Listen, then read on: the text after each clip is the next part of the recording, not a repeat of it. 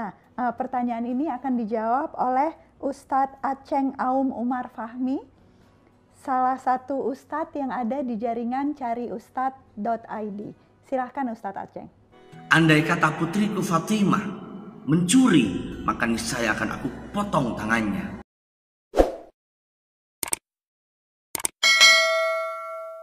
Neraca keseimbangan itu menghasilkan moderasi. Karena Tidak berlebih di satu sisi, tidak berkurang di sisi lain. Karena moderasi itu jalan pertengahan. Jalan pertengahan. Pertengahan sehingga menyenangkan di sini dan menyenangkan di sana. Itu sebabnya kita adalah ummatan wasatan, umat moderat. Karena apa? Karena kita punya timbangan. Neraca. Baik, kita lanjutkan. Maka aqimul wazna bil qist. Dan jangan rugikan timbangan itu. Jangan ini. Baru dia lanjutkan. Wal arda wada'aha lil anam. Nah ini. Dan bumi itu dihamparkannya untuk al-anam. Al-anam itu apa? Al-anam itu untuk makhluk hidup. Jadi bukan hanya untuk manusia. Bukan hanya untuk manusia. Beri kesempatan hidup binatang-binatang. Ada seorang ulama berjalan dengan murid-muridnya, tiba-tiba di sampingnya ada anjing berjalan. Dia usir anjingnya. Anjing itu diusir. Kata ulama ini, dia punya juga hak untuk berjalan di sini. Ada hak untuk makhluk hidup, tumbuhan. Jangan semena-mena menebang tumbuhan. Jangan semena-mena memperlakukan binatang. Dia juga punya hak hidup. Jadi bukan hanya hak hidup manusia, hak hidup semua makhluk ada haknya. Karena neraca keseimbangan yang harus dijaga itu termasuk keseimbangan seluruh alam raya. Seluruh alam raya. Bukan hanya kehidupan kita manusia. Bukan hanya kita, toh. Dan ini apa namanya keseimbangan lingkungan. Betul. Ekosistem. Ekosistem itu. Nah, ya dan kan? ini ada pertanyaan yang menarik tentang uraian kita sebelumnya, yaitu tentang berlaku adil. Tadi yang Abi bilang harus lebih dari adil. Ini ada pertanyaan dari Ibu Hajar.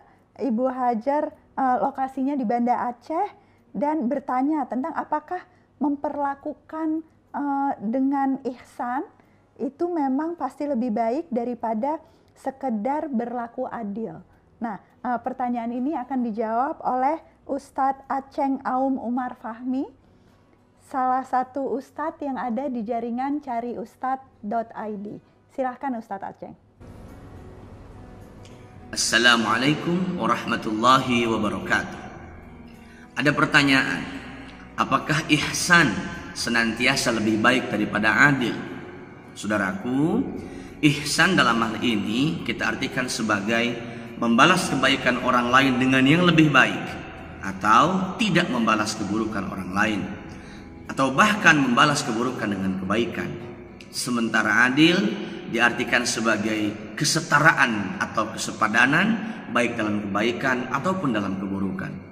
Kedua-duanya, ihsan dan adil, sama-sama diperintahkan oleh Allah Subhanahu wa taala di dalam Al-Qur'an melalui firman-Nya, Innallaha ya'muru bil adli wal ihsan, al-ayah. Namun dalam beberapa kasus adil seyogianya lebih diutamakan daripada ihsan. Semisal pada masalah hukum. Dahulu kala pada zaman Rasulullah sallallahu alaihi wasallam ada seorang perempuan dari suku Bani Makhzum melakukan pencurian. Tak seorang pun berani melaporkannya kepada baginda Nabi karena Bani Makhzum merupakan suku bangsawan. Hingga salah seorang sahabat bernama Usamah bin Zaid melaporkannya kepada baginda Nabi. Apa tanggapan Rasulullah? Apakah engkau akan menawar apa yang sudah menjadi ketetapan Allah? Andai kata putriku Fatimah mencuri, maka niscaya akan aku potong tangannya. Ini artinya dalam masalah hukum Nabi tidak membeda-bedakan dan tidak pandang bulu untuk menetapkannya. Sekian. Assalamualaikum warahmatullahi wabarakatuh. Terima kasih Ustadz Aceng. Terima kasih juga kepada ustadz-ustadz yang selalu membantu episode-episode Hidup Bersama Al-Quran edisi khusus Tafsir Al-Misbah ini. Ustadz-ustadz yang ada di jaringan cariustadz.id.